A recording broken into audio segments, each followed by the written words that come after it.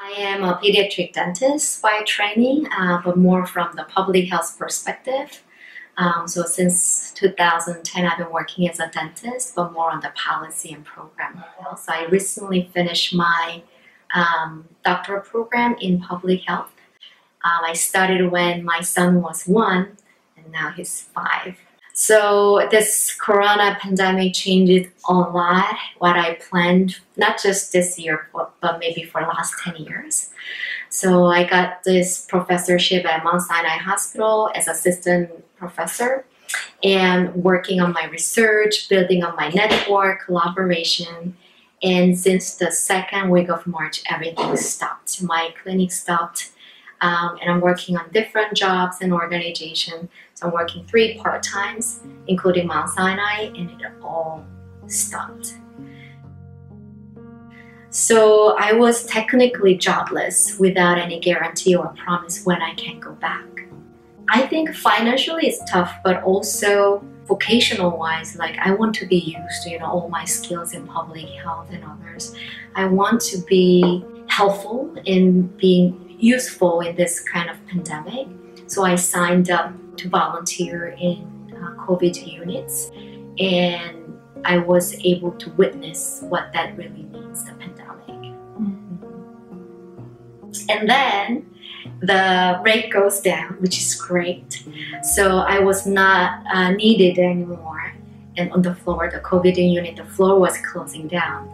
Then I become jobless again.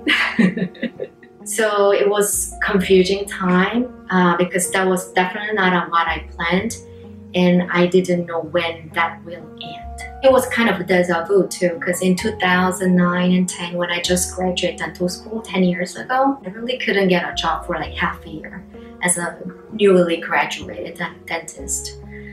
And I doubted about should I work harder? Should I have more do more networking with people? And I think I blamed more internally, like I should work more 10 years ago. And then I really built my world and castle after that. So while I'm building up career and respond to God's calling through my career, I'm also aware that I have to build security for my family, so that thing that I experienced 10 years ago will not happen again. And it happened. So throughout my 30s, that 10 years, I really lived for tomorrow, planning. Like for tomorrow, I sacrifice this today. And for the next job, I build a stepping stone of this. So that was more like a mindset, like I have a goal to reach. And then for that, I sacrifice, and I constantly thinking about the future, tomorrow, that I planned for.